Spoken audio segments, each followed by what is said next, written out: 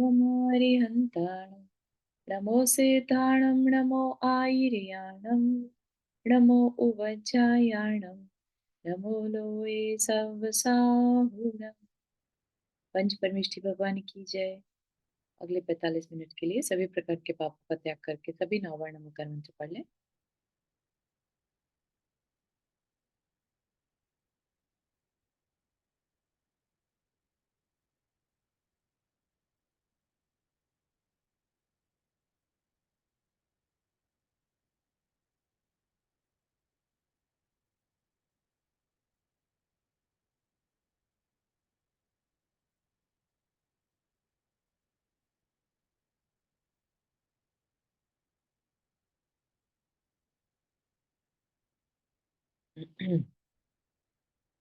तो यहाँ पर मूक माटी में हमारा जो विषय चल रहा है इस समय, वो सेकंड खंड है, जो शब्द के बारे में ज्यादा अम, शब्द सो बोध नहीं, बोध सो शोध नहीं, है ना।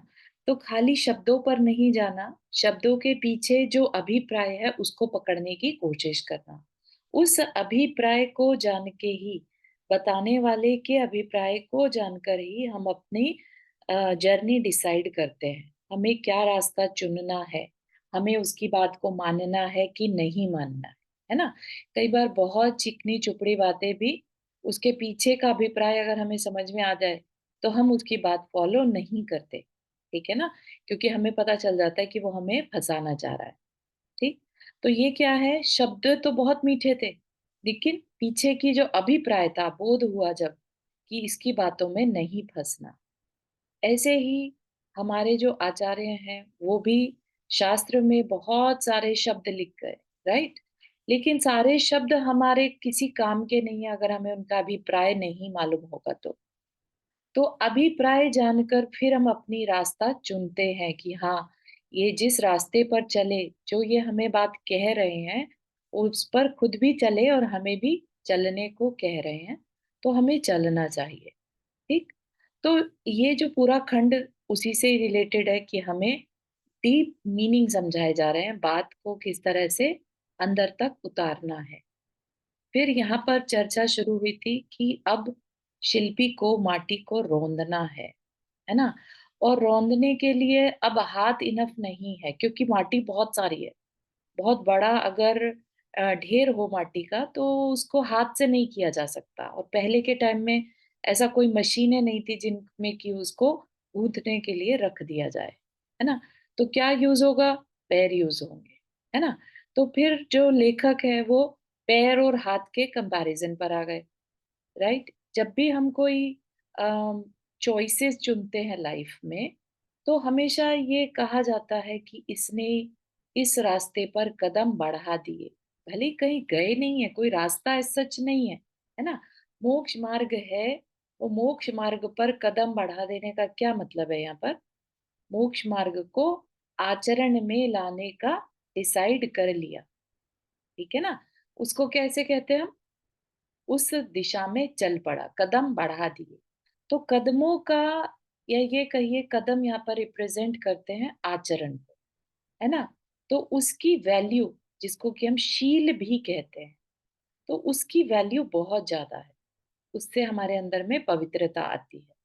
और हाथ क्या है, हाथ तो जरा सा काम किया, नहीं किया तो ऐसा कहा जाएगा कि ये कायर है, ये तो आलसी है, हाथ पे हाथ रख कर बैठा है ना। और कुछ कर दिया तो हम तो अपने हाथ की खाते हैं, ऐसा कहने में आता ना, हम तो अपने हाथ की खाते हैं। तो ऐसा नहीं है कि हर कोई अपने हाथ से ही कमा रहा है, लाइक हर चीज हाथ से कर रहा है। दिमाग चलाने में भी जो कमाई होती है, उसको भी क्या कहते हैं, अपनी मेहनत की। हाथ मतलब मेहनत, है ना। तो दोनों को समझने की बात है, डीप जाने की एक सोच दी है हमें। कि कर की बात आई तो कर को उन्होंने कहा किस डायरेक्शन में ले गए, और पाँव की बात आई तो पाँव से भी उन्होंने हमें डेप्थ बता दी कि पाँव हमारे आचरण को बताते हैं, ठीक है ना। तो पावनता से मिलता है, पावनता मतलब झुकने से हमारे अंदर क्या आती है, पवित्रता, पावनता आती है। ठीक। अब जब उसने पैर रखने की, पैर से दलना है, पैर से गूंथना है ना? तो पैर तो लगाने ही पड़ेंगे। लो यकायक यह क्या घटने को, श्वास का सूरज वह अस्ताचल की ओर सरकता सा, शिल्पी का दाहिना पद चेतना से रहित हो रहा है। खून का बहाव था जिसमें, उस पद में अब खून का जमाव हो रहा है। और दूसरा पद कुछ पदों को कहता है, पद पद पर प्रार्थना करता है प्रभु से कि पद अभिलाषी बनकर पर पद पात न करो, उत्पात न करो, कभी भी किसी जीवन को पद दलित नहीं करो, हे प्रभु, हे प्रभु। और यह कैसे संभव हो सकता है? शांति की सत्ता सती माँ माटी के माथे पर पद निक्षेप, क्षेम कुशल क्षेत्र पर प्रलय की बरसात है ये, प्रेम वत्सल शैल पर अदय का परिपात है ये। सुख शांति से दूर नहीं करना है इस युग को, और दुख क्लांति से चूर नहीं करना है। तो क्या है ये? व्यथा है शिल्पी के अंदर की। ठीक है। तो क्या होता है, जब हमें गृहस्थी में भी हम लोगों ने बहुत बार ये चीजें महसूस करी हैं, है ना? कई बार हमें अम, मजबूरीवश हिंसा करनी पड़ जाती है। अग्नि जलाना, पानी ढोना, है ना? और कुछ नहीं तो आ, अम, एक मतलब दो इंद्रिय जीवों का भी घात जो है बड़ी आसानी से गृहस्थी में होता है ना? और सोचो तो जो किसान खेती करता है ना? उसको कितना ज्यादा जो हल चलाते हैं उसमें कितने कीड़े उस समय पर मर जाते हैं, राइट? तो ये सब करना करना अगर कोई अहिंसक है और उसके अंदर करुणा है भर भर के, तो सोचो उसको कितनी तकलीफ आती होगी हर बार ये काम करने में, है ना? तो ऐसा ही वो शिल्पी भी क्योंकि अहिंसक है, ठीक है ना? उसकी अहिंसा तो हमने देखी जब उसने कुएं में बाल्टी डाली थी, राइट?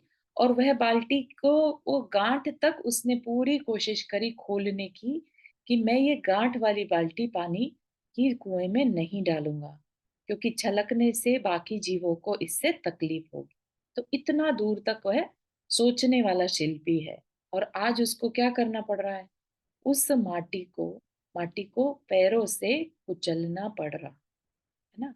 तो उसके अंदर से यहाँ पर क्या कहा, यकायक यह क्या घटने को, है ना? कुछ घटित हो रहा है उसके अंदर।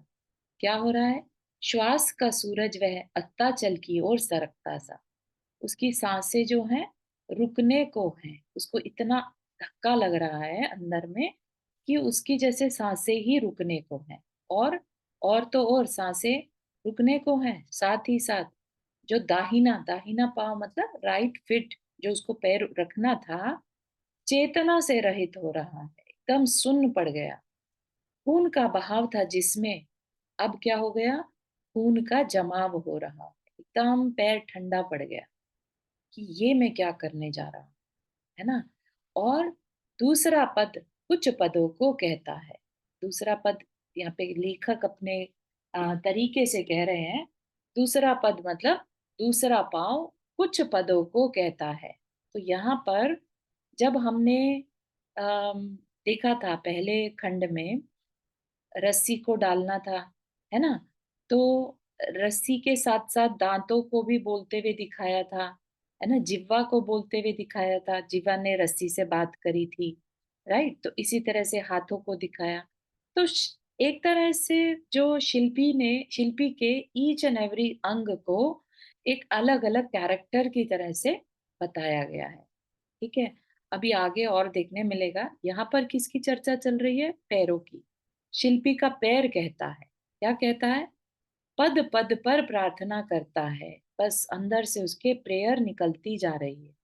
क्या कह रहा है कि मैं पद अभिलाषी बनकर पर पद पात न करूं, उत्पात न करूं। ठीक है। कि पद अभिलाषी, पैर रखने की इच्छा करने वाला, पैर, या कह लीजिए पद अभिलाषी उसे भी कहते हैं जब हम कोई पद की चाह करें, है ना? और उसमें ये ना देखें कि हमारी वजह से किसी को तकलीफ तो नहीं हो रही, हम किसी का दमन तो नहीं कर रहे, दबा तो नहीं रहे। अपना कंट्रोल बढ़ाने के लिए हम दूसरे का दमन तो नहीं कर रहे, है ना? तो ऐसी भावना अंदर से इस शिल्पी को आ रही है कि उसे दबाना पड़ रहा है माटी को, किसके लिए?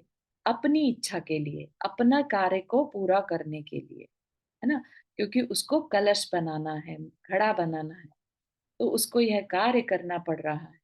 लेकिन वो नहीं चाहता, तो अंदर से प्रेयर निकल रही है कि हे प्रभु, ये कैसे करूं मैं? कभी भी किसी जीवन को पद दलित नहीं करूं, मैं उसे पैरों से ना दबाऊं। ऐसा उसके अंदर से भाव आ रहा है। कैसे संभव हो सकता है? शांति की सत्ता, सती माँ माटी के माथे पर पद निक्षेप। समझ रहे हैं आप? इसके अंदर कैसी भाव आ रहे हैं? माँ माटी, माटी को माँ कह रहा है, और शांति की सत्ता, वो किसी को कुछ नहीं कहती, अपना जीवन शांति के साथ निकाल रही है। मैं उस सती माँ माटी के माथे पर पद रखूं, पद निक्षेप। तो ये कैसा है? क्षेम कुशल क्षेत्र पर प्रलय की बरसात। जैसे सब जगह बहुत शांति से लोग रह रहे हैं, और वहां पर प्रलय कोई कर दे, जैसे जापान में हुआ था ना, हिरोशिमा नागासाकी पर परमाणु बम डाल दिए गए, है ना? आज की डेट में जो यूक्रेन और रशिया का वार हो रहा है, तो जनता को, जो जनता आराम से जीवन जी रही थी, उनके ऊपर बैठे बिठाए प्रलय की बरसात हो रही है ना? तो जिसके अंदर अहिंसा है, उसको तो यही लगेगा ना कि वो इस प्रलय का कारण ना बने। प्रेम वत्सल शैल पर अदय का पविपात है। प्रेम वत्सल शैल मतलब, शैल मतलब होता है पत्थर या चट्टान कह लीजिए, कि जो प्रेम का पत्थर है, प्रेम की पहचान है, उस पर अदय का पविपात। अदय मतलब दया रहित होना, दया रहित यानी कठोरता की बरसात ना हो। ठीक है? पविपात मतलब उसका आघात ना हो। ठीक है? उस शैल पर अदय का घात ना किया जाए। ठीक है ना? उसके अंदर की भावना कह रही है। सुख शांति से दूर नहीं करना है इस युग को। जैसे लोग जी रहे हैं सुख शांति से, वैसे ही जीते रहें। उनको तकलीफ देने की कोई इच्छा मेरी नहीं है, और दुख क्लांति से चूर नहीं करना। तो यहाँ पर एक शिल्पी के माध्यम से एक अहिंसक व्यक्ति की क्या अभिलाषा होती है, वो बताया जा रहा है। अगर किसी के अंदर पद अभिलाषा हो, और वो ये ना सोच रहा हो कि उसकी वजह से किसी और को तकलीफ पहुंचती है ना, तो समझिएगा कि उसके अंदर अभी भी उस लेवल की अहिंसा नहीं आई है ना? तो इस तरीके से हमें अपने जीवन में इसको उतार कर देखना है कि हमारे अंदर किस लेवल की अहिंसा है। हमारे द्वारा किसी का दमन तो नहीं हो रहा है, हम सबको जीने देना चाह रहे हैं कि नहीं? महाराज जी लोग तो ये तक कहते हैं कि अगर हमारे कोई सेवक है ना, हम उसको बिना वजह, पहली बात तो वेतन में कोई कमी ना रखें, उससे अननेसेसरी एक्स्ट्रा काम ना कराएं। भले ही हम पैसा भी दे रहे हैं, लेकिन उसका यही ध्यान नहीं रख रहे कि उससे काम हो भी पा रहा है कि नहीं। लेट से उसकी तबीयत ठीक नहीं है, या थक गया, फिर भी हम कहे जा रहे हैं बस बस ये और कर दो, ये और कर दो, है ना? तो बिल्कुल भी मतलब उसकी क्या हालत है, उस तरफ कोई मतलब नहीं है। हमारा काम होना चाहिए, हम पैसे दे रहे हैं ना, काम तो करना ही पड़ेगा। इस तरह की सोच नहीं होनी चाहिए। ये भी क्या है? एक हिंसात्मक प्रवृत्ति है। हम सोचते हैं कि हमने चींटी को नहीं मारा तो हम अहिंसक हो गए, लेकिन हम अगर दूसरे के दिल को नहीं, मतलब दिल को दुखा रहे हैं, तो भी हम अपने आप को अहिंसक नहीं कह सकते। इस तरह की सोच आनी चाहिए कि हमारी वजह से कोई दुखी ना हो। इसका एक बहुत सुंदर एग्जाम्पल पहले भी दिया था, जब गधे की पीठ पर छिल जाती है माटी की, माटी को ढोने के कारण, तो माटी सोचती है मेरी वजह से गधे की पीठ छिल रही है, और उसकी आंखों से आंसू बहने लगते, है ना? तो वो एक उदाहरण लिया गया, ये दिखाने के लिए कि कंपैशन जब होता है, तो किस तरह के भाव अंदर आते हैं, किस लेवल के भाव आते हैं। हमें अपने अंदर कभी भी अपनी, जिसे कहते हैं ना, आचार्य कहते हैं कि अपनी तारीफ मत करो, है ना? और अपने अंदर अपने को अच्छा बनाना है तो अपनी कमी ढूँढो, राइट? तो अगर हम अपनी ही तारीफ़ खुद करते रहेंगे, तो हम कभी भी अपने आप को ऊँचा नहीं उठा पाएँगे, ठीक है ना? अगर माटी यही कहते रहे कि मैं तो चल भी नहीं पाती, मैं तो खुद कुछ नहीं कर रही, मेरी वज़ह से थोड़े ना किसी को कुछ तकलीफ़ हो सकती है। मैं तो अपने में बड़ा शांत रहती हूँ, है ना? खुद ही खुद अपनी तारीफ़ करती जाए तो उसे दूसरे का दुःख नहीं दिखाई देगा, ठीक है ना? दूसरे का दुःख किसको दिखता है? जिसे अपने अंदर अपनी कमियाँ दिखती हैं। मेरी वज़ह से उसका ये पीठ छिल रही है। मेरे में अंदर ये क्वालिटी नहीं होती घड़ा बनने की, या मेरे को शिल्पी को मेरी ज़रूरत नहीं होती, तो शायद मैं आज इसकी तकलीफ़ का कारण नहीं बनती। इतनी दूर तक उसकी सोच जा रही है। सोचने से मतलब है, यहाँ पर ऐसा नहीं कह रहे कि अब वो माटी अपना काम छोड़ दे। यहाँ पर ये नहीं कहा जा रहा कि शिल्पी उसको रौंदना बंद कर दे, है ना? लेकिन भाव तो आ सकते हैं ना। हम दूसरे के दुःख में कारण बन रहे हैं, ऐसे भाव तो ला सकते हैं, ठीक है ना? तो बस वो भाव ही लाने की बात यहाँ पर कही जा रही है। अभी और आगे बहुत सुंदर-सुंदर चर्चाएँ चलने वाली हैं। फिर क्या कहा? अब जब उसके अंदर ये भाव आ रहे हैं तो क्या हुआ? माटी में उतावली की लहर दौड़ आती है, स्थिति आंवली की भी जहर छोड़ जाती है कि यहाँ से अब आगे क्या घटता है पता नहीं। उस घटना का घटक वह किस रूप में उभर आएगा सामने, और उस रूप में आया हुआ उभार वह कब तक टिकेगा, उसका परिणाम किमात्मक होगा, यह सब भविष्य की गोद में है। परंतु भवन भूत भविष्यवेत्ता भगवद बोध के बराबर भास्वत है। तो अभी क्या है? माटी के अंदर सोच चल रही है, लहर दौड़ रही है उतावली की, क्योंकि उसको तो अपने को ऊपर उठाना है, पद दलिता से कलश बनना है ना? तो उसको किसी भी तरह का रौंदना जैसी कुदाली से उसको खोदा गया, माथे पर वार किया गया, दुःख हुआ, लेकिन उसने उसे दुःख नहीं माना। जैसे एक शिष्य अपना पूरा समर्पण गुरु को देता है और गुरु उसको जैसा कहता है भूखे रहना, है ना, उपवास कर लो तो करेगा, खड़े होके इतनी कायोत्सर्ग करो, इतनी घंटे की तपस्या करो, उपास ध्यान करो, सब करता है ना? उसमें कोई वो दुख नहीं मानता। ऐसे ही माटी भी अंदर से क्या चाह रही है? बस मेरा कैसे भी कल्याण हो जाए। तो माटी में उतावली की लहर दौड़ आ रही है। स्थिति आवली, आवली होता है बहुत शॉर्ट पीरियड, ठीक है ना? तो जहर जो है छोटा सा भी, आवली मतलब थोड़ी सी भी स्थिति का हो तो अ, तकलीफ का कारण बन जाता है। ऐसे ही माटी की जो उतावली है वो उसको तकलीफ दे रही है। और क्या चल रहा है उसके अंदर? कि क्या होने वाला है, पता नहीं क्या होगा, है ना? शिल्पी के अंदर जो ये ख्याल आ रहे हैं, और उसने मुझे अभी तक रौंदा नहीं, उसका पैर रुक गया, तो उस देख कर उसके माटी के अंदर तरह-तरह के ख्याल आ रहे हैं। क्या? ये जो घटना अभी घटी, है ना? अभी बोला था ना यहाँ पर कि यकायक यह क्या घटने को, यानी कुछ घट रहा है। तो क्या कहा?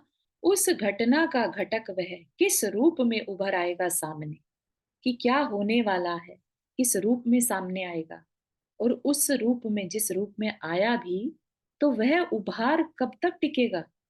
जो होने वाला है, जो डिसीजन वो शिल्पी लेगा, तो वो कितनी देर तक उस पर टिका रह सकता है ना? उसका परिणाम किमात्मक होगा। किमात्मक, किम मतलब संस्कृत वर्ड किम मतलब कैसा, उसका परिणाम कैसा होगा, यह सब भविष्य की गोद में है। मतलब कि ये सब फ्यूचर में होने वाला है। अभी तक कुछ घटना एज सच घटी नहीं है ना? लेकिन माटी को भविष्य में क्या घटने वाला है उसकी क्यूरोसिटी हो रही है, क्योंकि उसके अंदर क्या चल रहा है? उतावली चल रही है कि बस मेरा जल्द से जल्द कल्याण हो जाए, है ना?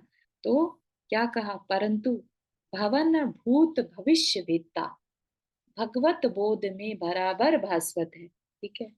जो फ्यूचर में होना है वो केवली को तो मालूम है ना। तो कहा भवन मतलब प्रेजेंट, भूत पास्ट, भविष्यत, वेत्ता जानने वाला, तो पास्ट प्रेजेंट फ्यूचर को जानने वाले भगवत बोध में बराबर भास्वत है। भास्वत मतलब दिख रहा है। फ्यूचर का परिणाम माटी को भले ही अंदर से उतावली हो रही है कि क्या होगा, कैसे होगा, है ना, कब तक टिकेगा, लेकिन जो होना है, होनहार है, वो तो होगी ही, है ना। तो जो शिल्पी ने डिसीजन लेना है वो तो लेना ही है। माटी को रौंदेगा तो है ही, लेकिन फिर भी माटी को अंदर से उतावली हो रही है, तरह तरह के ख्याल आ रहे हैं। माटी की वह मति मंदमुखी हो मौन में समाती है। म्लान बना शिल्पी का मन भी नमन करता है मौन को। पदों को आज्ञा देने में पूर्णतः असमर्थ रहा, और मन के संकेत पाए बिना भला मुख भी क्या कहे। ठीक? तो माटी की वह मति मतलब माटी का जो माइंड है ना, माटी के मन क्या है, मंदमुखी हो मौन में समाती है। अब एकदम शांत हो जाती है माटी। एक बार को तो उतावली हुई थी, तरह तरह के क्वेश्चन आने लगे थे, है ना, लेकिन अब माटी की मति या बुद्धि, मन शांत हो जाता है, एकदम से वो मौन में चली जाती है। ठीक है। मलान बना शिल्पी का मन भी नमन करता है मौन को। शिल्पी को भी कुछ समझ में नहीं आ रहा, और वो दुखी मन से, अब उसका जो मन दुखी हो चुका है, वह भी क्या कर रहा है, नमन करता है मौन को, यानी मौन को एक्सेप्ट कर लेता है, चुप हो जाता है। और पदों को आज्ञा देने में पूर्णतः असमर्थ रहा, और मन के संकेत पाए बिना भला मुख भी क्या कहे। तो क्या कह रहे हैं, मन भी नमन करता है मौन को, तो मन में अब उसके कुछ समझ में नहीं आ रहा, तो मन शांत हो जाता है। अब मन शांत हो गया तो आगे डायरेक्शन कैसे मिलेगी हमारे। हम जब भी कुछ कार्य करते हैं, चाहे हम एक बुक भी उठाते हैं, गिलास पानी भी उठाते हैं, है ना, कुछ भी कार्य करते हैं, तो हमारा ब्रेन, हमारा मन आज्ञा करता है हाथों को, पैरों को, है ना, ये करो, इधर चलो, है ना, ये उठाओ, ये रखो। तो अब अगर मन ही कुछ ना कहे, तो पैर भी क्या करेंगे, मन का संकेत पाए बिना भला मुख भी क्या कहे। मुंह भी कुछ नहीं कह रहा, पैर भी कुछ नहीं कर पा रहे, क्योंकि मन नमन कर रहा है किसको, मौन। मन से उसके मलानता की वजह से, दुख की वजह से कुछ कहा नहीं जा रहा। इस पर रसना कह उठी कि अनुचित संकेत की अनुचरी रसना ही वह रसातल की राह रही है। यानी जो जीव अपनी जीव जीतता है, दुख रीतता है उसी का, सुख में जीवन बीतता है, चिरंजीव बनता है वही, और उसी की बनती वचनावली स्वपर दुख निवारिणी संजीवनी बटी। समझ में आ रहा है कुछ यहाँ पर, या टफ लग रहा है।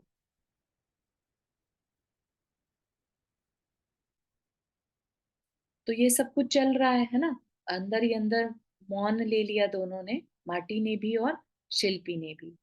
इस पर रसना कह उठी, रसना मतलब अंदर ही अंदर, मुंह से तो कुछ नहीं बोला, लेकिन अंदर में जो जीभ है वो क्या कह रही है, अनुचित संकेत की अनुचरी रसना ही वह रसातल की राह रही है।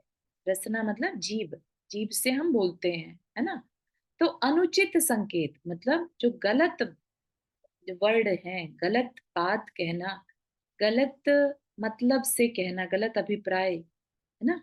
तो ऐसा अगर गलत संकेत को रसना फॉलो करती है, तो क्या है वो रसना, रसातल की राह ले लेती।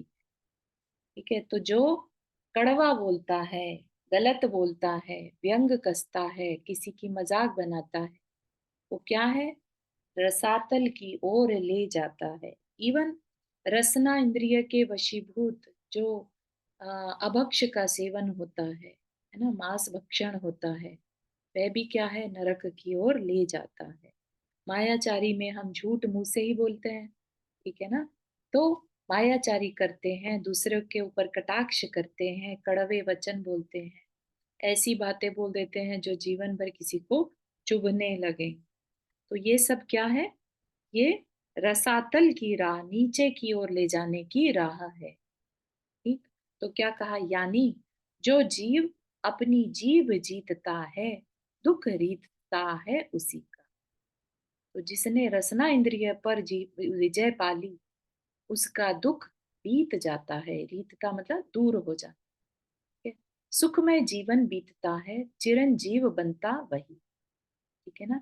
जिसने बोलने की कला सीख ली, कब बोलना, कितना बोलना, कैसे बोलना, है ना, या नहीं जरूरत है तो नहीं बोलना, अपने हित मित प्रिय भाषा को यूज करना। ठीक है ना। ये तो शास्त्रों में भी आया ना, अपने को कैसा बोलना, अपनी भाषा समिति को यूज करना है। तो भाषा समिति क्या है? हित मित प्रिय बोलना। और वो कब पॉसिबल है? जिसने अपनी रसना इंद्रिय को जीत लिया, उसी का दुख दूर होगा। भले ही उसके जीवन में हमें दुख दिखाई दे, लेकिन वो दुख मानता नहीं है। ठीक है ना। जो हितमित प्रिय बोलने वाले हैं, वो कभी भी दुखों को दुख मानकर नहीं जीते। उनको लगता है कि ठीक है, समय है, निकल जाएगा। बहुत शांत, अपने आप में शांत रहते हैं। सुख में जीवन बीतता है और चिरंजीव, चिरंजीव मतलब जो लंबे समय तक अपनी आयु को पूर्णतः जीता है। जो जीभ का मिसयूज करता है, वो एक तरह से अपनी इंद्रियों का मिसयूज करता है, अपने अपने जीवन को रिड्यूस कर लेता है। बेसिकली अपने पुण्य को रिड्यूस कर लेता है। और जो कंट्रोल में बोलता है, अपनी जीभ पर कंट्रोल करता है, उसी की बनती वचनावली स्वपर दुख निवारणी संजीवनी वटी। दूसरों को भी जीवन दान दे दे, दूसरे के और अपने दुख को निवारने वाली उसकी वचनावली बन जाती है। ठीक है। तो यहाँ पर ये हमें एक तरह से सिखाया जा रहा है कि रसना इंद्रिय पर विजय पाना कितना जरूरी है। सिर्फ हमारे भोजन मात्र पर कंट्रोल का मतलब नहीं है यहाँ पर रसना इंद्रिय। यहाँ पर रसना का मतलब हमारे बोलने से है। हम कितना, कैसा बोलते हैं, है ना। चलना, अनुचित चलना और कुचलना, ये तीन बातें हैं। प्रसंग चल रहा है कुचलने का, कुचली जाएगी माँ माटी। फिर भला क्या कहूँ, क्यों कहूँ, किस विधि कहूँ पदों को, और गंभीर होती है रसना। है ना। तीन चीज होती है। चलना, रेगुलर जो हम चलते हैं। अनुचित चलना, हमारी डायरेक्शन गलत है, हम गलत रास्ते पर चल पड़े। और कुचलना, कुचलना होता है किसी को रौंदना, है ना। किसी को, दूसरे को, जैसे गाड़ी चलती है तो वो जीवों को कुचलते हुए चलती है ना। या रास्ते में कोई जानवर या कुछ रास्ते में मरण को प्राप्त हो जाए, राइट। तो ये कुचलना। तो ये सब जब कुचलने की बात, यहाँ पर किसकी बात है? कुचलना, कुचलने की। कुचली जाएगी माँ माटी। फिर भला क्या कहूँ, क्यों कहूँ, है ना। कई बार ऐसा भी तो होता है ना कि हमें पता है हमें गलत हो सकता है हमारे से, तो हम मौन रखना पसंद करते हैं। किस तरह से हाँ कर दूं इस अपराध के लिए, तो किस विधि कहूँ पदों को। और गंभीर होती है रसना, रसना और थोड़ी सी गंभीर हो जाती है। महकती इस दुर्गंध को शिल्पी की नासा ने भी अपना भोजन बना लिया। तभी तो माटी को कुचलने अनुमति प्रेषित नहीं करती, वह इस घृणित कार्य की निंदा ही करती है। और थोड़ी सी अपने को मरोड़ती फूलती सी नासा पदों का पूरा समर्थन करती है कि पदों का इस कार्य से विराम लेना न्यायोचित है और पदोचित भी। अब, अभी तक पदों की बात चल रही थी, पद कह रहे थे, फिर रसना कह रही थी, है ना। अब क्या है? महकती इस दुर्गंध को मतलब जो दुर्गंध उठने लगी अंदर ही अंदर, जलन की या तकलीफ की, है ना। तो उसकी दुर्गंध को शिल्पी की नासा ने भी अपना भोजन बना लिया। मतलब कि नाक भी अवेयर हो गई, शिल्पी के हर एक पार्ट को बोल रहे हैं। तो नासा भी जनाब जो है शिल्पी की सिकुड़ने लगी, नहीं नहीं नहीं, ये काम तो मैं नहीं कर सकता। हाँ, बहुत अच्छा है कि पैर पूरा समर्थन क्या करती है, पैरों को पूरा समर्थन करती है कि पैरों ने इस कार्य से विराम लिया, बहुत अच्छा किया। न्यायोचित है और पदोचित भी, करने लायक है, ऐसा ही करना चाहिए था पैरों को कि कुचलने का। मैं इस घृणित कार्य की को कभी भी अनुमोदना नहीं करती। माटी को कुचलने अनुमति प्रेषित नहीं करती, है ना। तो यहाँ पर बता दिया कि घृणित कार्य कोई भी हो, उसका कृत कारित अनुमोदन तीनों से हम सपोर्ट कर सकते हैं, करना चाहे तो, है ना। तो यहाँ पर नासा जो है, नाक जो है, वो अनुमति भी नहीं दे रही कि हाँ ये करना चाहिए, क्योंकि अभी देखा था ना हमने कि उसकी सांस रुक रही है। सांस कहाँ से आती है? नासा से। तो नासा ही सपोर्ट नहीं कर रही, कह रही है हाँ ठीक है, अच्छा किया ये काम, पदों को तो ये काम से छुट्टी लेनी ही चाहिए। अब और क्या क्या पार्ट्स उसके कहते हैं। बाल भानु की भांति विशाल भाल की स्वर्ण आभा को कुंदित भंगित होती देख शिल्पी की दोनों आंखें अपनी ज्योति को बहुत दूर भीतर भेजती हैं और द्वार बंद कर लेती हैं। इससे यही फलित हुआ कि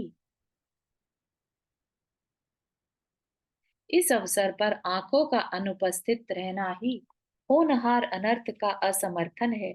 ये आंखें भी बहुत दूरदर्शिनी है, थोड़े में यूं कहूं, शिल्पी के अंग अंग और उपांग उत्तमांग तक उसी पथ के पथिक बने हैं जिस पथ के पथिक पद बने हैं। ठीक। तो यहाँ पर अब क्या हुआ, जो शिल्पी का माथा था, है ना, अभी तक तो नासा ने कहा, फिर विशाल भानु, बाल भानु की भांति, बाल भानु मतलब जो रेड माथा, रेड रेड कलर होता है ना, थोड़ा सा लालिमा लिए हुए सूर्य, जब सबसे ऊपर आ जाता है फिर तो पीलापन बढ़ जाता है, स्टार्टिंग जब होती है तो थोड़ी लालिमा के साथ होता है। तो जो माथा है उसका बिल्कुल रेड हो चुका है। ठीक है। तो वह विशाल माथा भी अब विशाल बाल भानु की भांति जो है रेड रेड हो गया। जैसे होता है ना कई बार चेहरा भी लाल हो जाता है जब हम कोई काम करना नहीं चाहते, डर जाते हैं या अंदर ही अंदर बहुत चिंतित हो जाते हैं, तो हमारे चेहरे का रंग भी बदल जाता है। कुंदित भंगित होती देख शिल्पी की दोनों आंखें अपनी ज्योति को बहुत दूर भीतर भेजती हैं और द्वार बंद कर लेती। तो आंखें भी क्या हैं, उन्होंने क्या किया, बाहर ना देखकर अब भीतर भेजती हैं, अंदर दूर में ना देखकर अंदर में देखती हैं, मतलब बंद कर लेती। आंखें बंद हो जाएं तो ऐसा नहीं है कि आंखें, आपने कभी नोटिस किया हो आंखें बंद होकर भी अगर हम बंद करते हैं तो हमें काला काला कुछ दिखता है, राइट।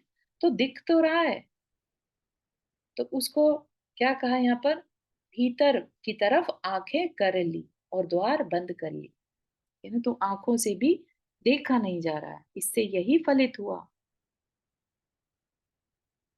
कि इस अवसर पर आंखों का अनुपस्थित रहना ही होनहार अनर्थ का असमर्थन है।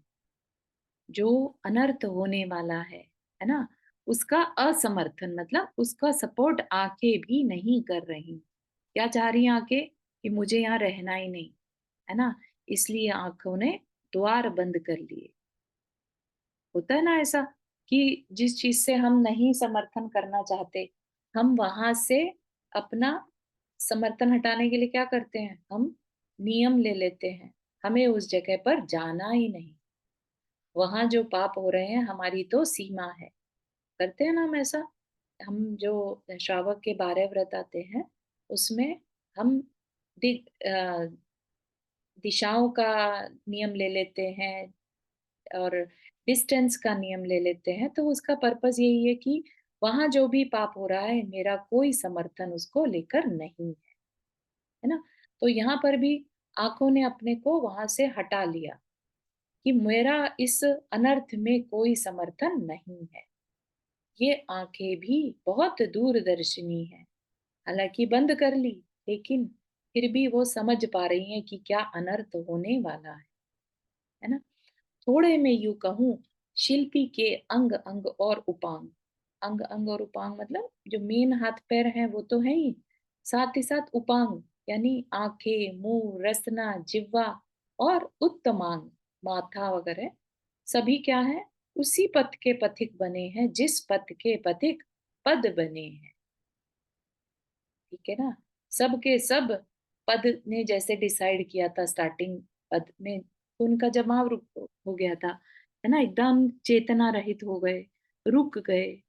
तो जैसे वो रुक गए, वो हिंसा नहीं करना चाह रहे, रौंदना नहीं चाह रहे, कुचलना नहीं चाह रहे, ऐसे ही कोई भी पार्ट शिल्पी का सपोर्ट नहीं कर रहा। अभी क्या करेंगे? तो क्यूरियोसिटी आ गई ना अपन पढ़ने वालों के लिए भी, कि अभी क्या होगा, कैसे मनाएगा वो अपने आप को, है ना, या कोई और मनाएगा उसे आकर। ठीक है ना। माटी और शिल्पी दोनों निहार रहे हैं उसे, किसे? उनके बीच में मौन जो खड़ा है, मौन से कौन वो बड़ा है? मौन की मौनता गौण कराता हो, और मौन गुनगुनाता है, उसे जो सुने वही बड़ा है मौन से। इतनी गहरी गहरी बातें चल रही हैं यहाँ पर। अपने को भी अपनी बुद्धि को बढ़ाना पड़ रहा है यहाँ पर, है ना। हमें ये बातें इन जनरल पढ़ें तो बिल्कुल समझ में नहीं आ सकती, लेकिन बहुत बड़े बड़े मैसेजेस दिए जा रहे हैं यहाँ पर। ठीक है ना। जब ऐसा कभी होता है ना, कि कोई मौन धारण कर लेता है, या सिचुएशन ऐसी है कि बोल नहीं सकते, लेकिन फिर भी भाव भंगिमा, आंखें कुछ कहती हैं, राइट, उसको क्या कहते हैं?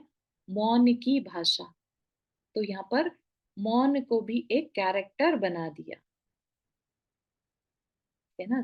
तो मौन की भाषा जो समझता है, वही मौन से भी बड़ा है। ठीक है ना। जो मौन को समझे वो मौन से भी बड़ा होगा, ऑफ कोर्स। तो मौन को समझने का क्या मतलब है?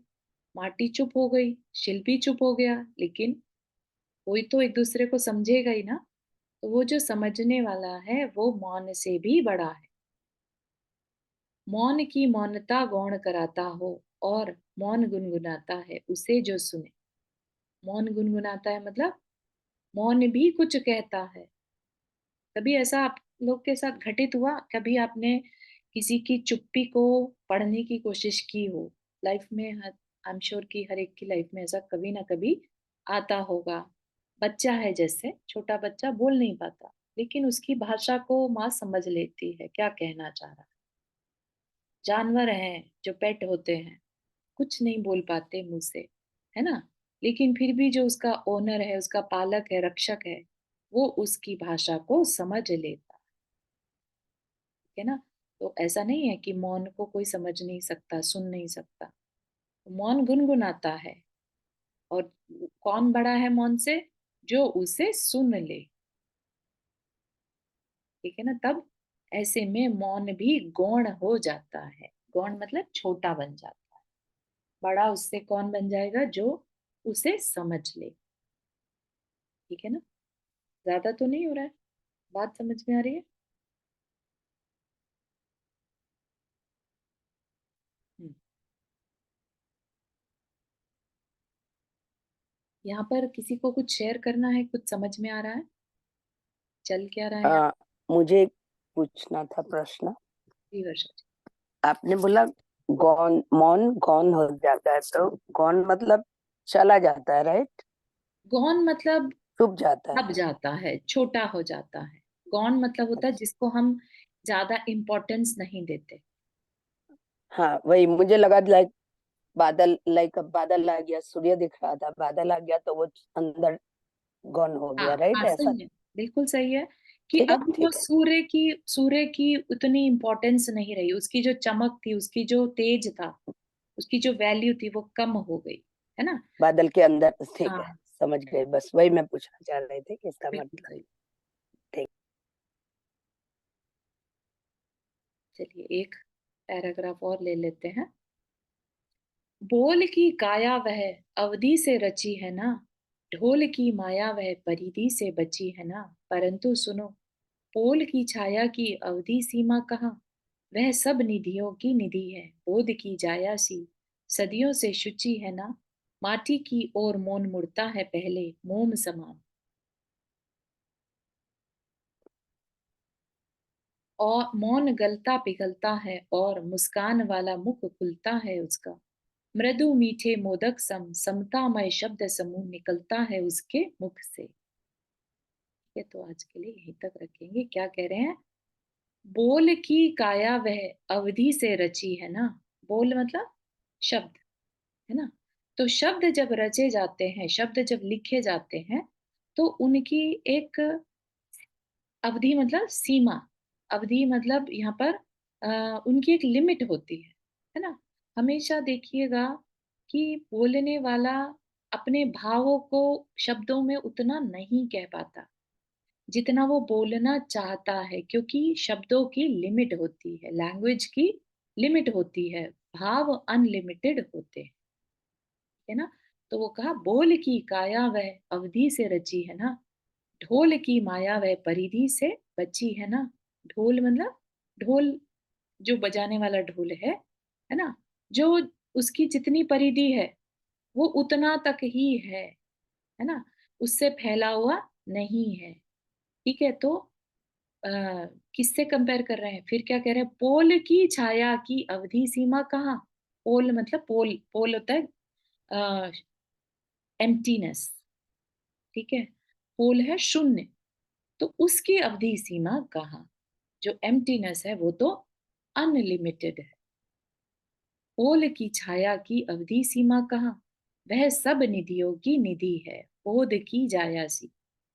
बोध मतलब जो बोध है, जिसकी हमने बात की थी ना, शब्द सो बोध नहीं, बोध सो शोध नहीं। बोध मतलब विजडम, बोध मतलब जो शब्द ना कह पाए उसको पकड़ना, अभिप्राय को पकड़ना, अंदर में बोध को लेकर आना, राइट। तो वो उस शून्य से, उस मौन में से भी हम बोध को निकाल सकते हैं। ठीक है, तो क्या कहना चाह रहे हैं यहाँ पर? जो पोल की छाया की अवधि सीमा कहाँ, उसकी कोई सीमा नहीं, मौन की कोई सीमा नहीं, एक सब निधियों की निधि है। बोध की जायासी, बोध को देने वाली, सदियों से शुचि है ना। मतलब कि अब यहाँ पर पोल की छाया की अवधि सीमा, तो यहाँ पर हम अपनी जो जीव की एक कह सकते हैं कि रीच जो है, वो उसकी कोई लिमिट नहीं है ना। या सब निधियों की निधि है, जो केवल ज्ञानी है उनके ज्ञान की कोई लिमिट नहीं है, अनलिमिटेड है ना। सब निधियों की निधि है, सब चीजों का वह रिसोर्स है। बोध की जायासी और सदियों से शुचि है ना, वो प्योर है। जो साइलेंस है, जो एम्प्टीनेस है, उसको कोई इम्प्योर नहीं कर सकता, वो अपने आप में शुद्ध है, शुचि है। माटी की ओर मौन मुड़ता है पहले। माटी की ओर मौन मुड़ता है मत पहले मतलब, क्योंकि मौन को यहाँ पर एक कैरेक्टर की तरह से रिप्रेजेंट किया, है ना। तो मोम समान, मौन गलता पिघलता है, तो जो मौन का कैरेक्टर था, उसने अपना मुंह माटी की तरफ पहले किया। अब माटी की तरफ किया, तो माटी अगर कुछ बोलेगी तो मौन तो खत्म हो गया ना। तो मौन क्या हो गया? गलता पिघलता है, अब उसका मोम की तरह से वो पिघल गया, यानी खत्म होने वाला है। और मुस्कान वाला मुख खुलता है उसका, माटी का नहीं, मोम, मौन का, मौन कहता है ना। मृदु मीठे मोदक सम, मीठे मीठे कोमल, मोदक होता है लड्डू जैसा, मिठाई, ऐसे शब्द उसके मुंह से निकल रहे हैं। समतामय शब्द समूह, है ना, एकदम कह लीजिए, क्योंकि मौन को यहाँ पर एक सबसे विजडम से भरा हुआ पर्सन की तरह रिप्रेजेंट किया है। मौन जिसमें कि कुछ गलत कहने से अच्छा है मौन हो जाए, है ना। तो मौन का कैरेक्टर क्या है? सबसे संभला हुआ पर्सनालिटी, ठीक है ना। तो वो स्माइल के साथ क्या कहता है? जो कहता है वो इतना मीठा है, समतामय है, एकदम मतलब चुभे नहीं, हितमित प्रिय वाला चीज कह लीजिए यहाँ पर, उसके मुख से निकलता है। क्या निकलता है वो अपन अगले सेशन में देखेंगे। इतनी क्यूरोसिटी अपन रखते हैं कि कैसे उस चीज को आगे बढ़ाया जाएगा, कि माटी घबराई हुई है कि अरे अभी क्या होगा, है ना। शिल्पी का तो पैर रुक गया, और मुझे तो कलश बनना है। और शिल्पी कह रहा है नहीं, मुझे माटी को नहीं कुचलना है। मैं कैसे कुचल सकता हूँ इतनी शांतमती माटी को, माँ माटी को, है ना। तो बहुत इंटरेस्टिंग चर्चा आगे चलने वाली है, तो देखेंगे अपन। यहाँ तक के किसी को कुछ पूछना, बात मतलब कुछ भी शेयर करना है तो चलेगा।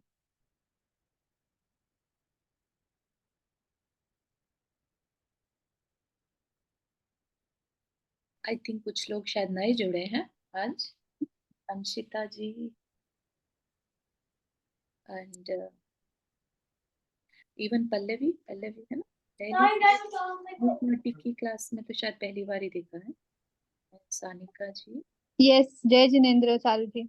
जय जिनेन, जय जिनेन, बढ़िया। तो फील फ्री, अगर आपको इसमें बैकग्राउंड नहीं समझ में आ रही है तो भी पूछ सकते हैं, है ना।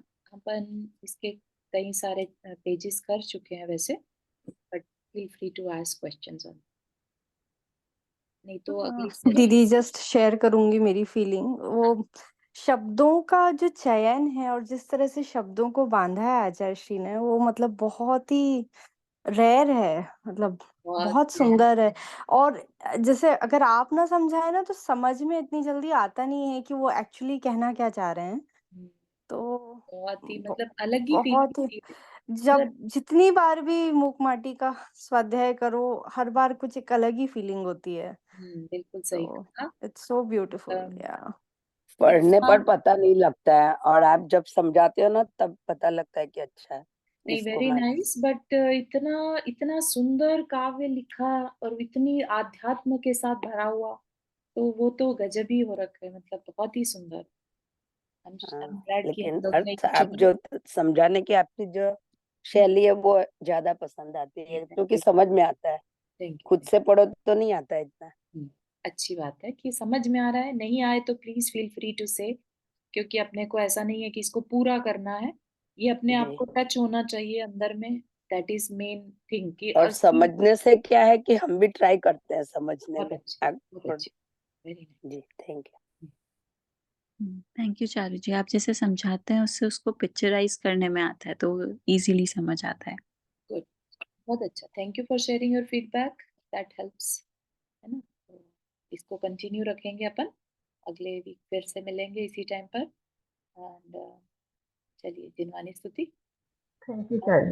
ज्ञान से इसका मतलब चलो कालो, तो वाणी मस्तक धरो सदा दे तू दो। ये जिनवाणी भारती तो ही जपो दिन रैन, जो तेरा शरणा गए सो पावे सुख चैन। वर्णन करना।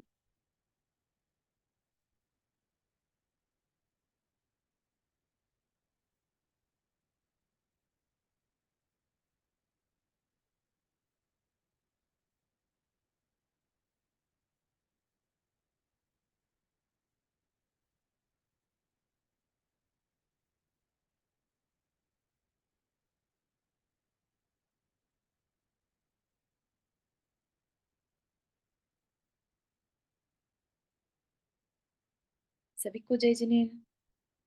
जय जिनेन्द्र को। जय जिनेन्द्र सभी को। जय जिनेन्द्र सभी को। जय जिनेन्द्र। जय जिनेन्द्र।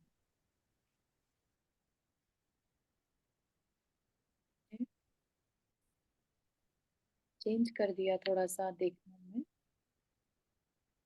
तो ऑफ कैसे।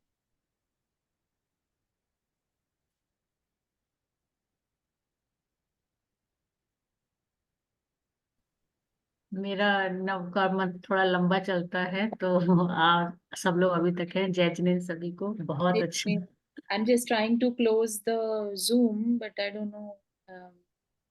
इन्होंने अपना फॉर्मेट चेंज कर दिया रिसेंटली, तो मुझे थोड़ा सा ये लीव में नहीं आ रहा आपका, लीव या एक नहीं आ रहा है। पर्सन वॉकिंग अवे, साइड में एक पर्सन ऐसा आता है जो वॉक अवे है। पता नहीं है, वो फिगर आउट करना पड़ेगा। एनीवेज ठीक है, फाइंड आउट कर लिया। जय जिनेन्द्र सभी को।